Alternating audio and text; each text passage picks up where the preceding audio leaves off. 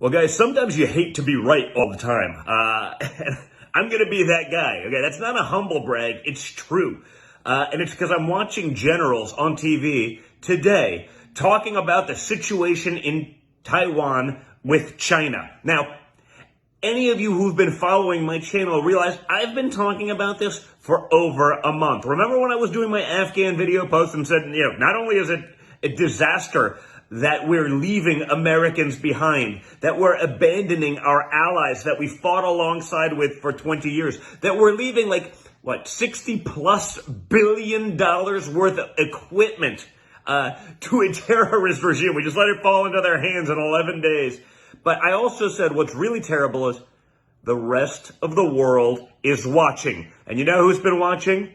Our allies in Taiwan. And you know who else has been watching? As I said, Russia, but most importantly, China, the real threat, the biggest threat, okay? Not the nonsense that they're telling us in America is the biggest threat, right? White supremacy.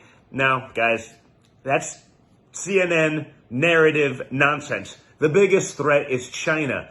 And over the last few days, they have had the largest incursion into Taiwanese airspace by Chinese Air Force ever, okay?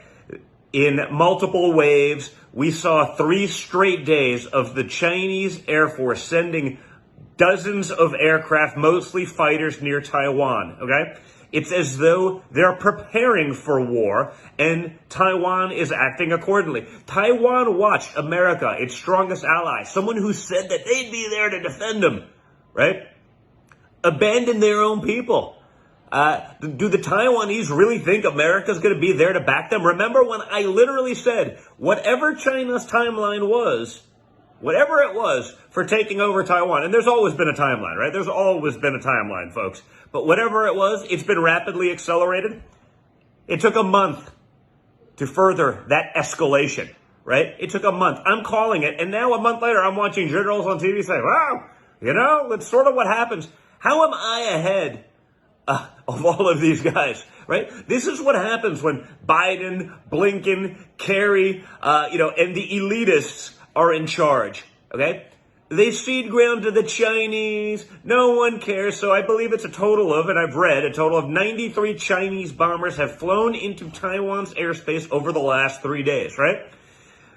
We've warned them against these provocative military activity. But China knows that Joe Biden is weak. China knows that America under his leadership is weak. So they're going to keep doing it, right?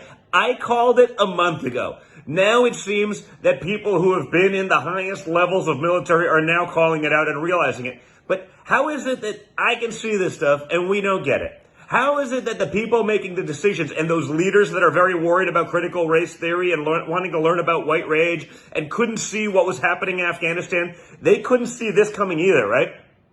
We're literally opening the door for the greatest threat to democracy, China and the Communist Party there. We're opening the door and making it easy for them, folks.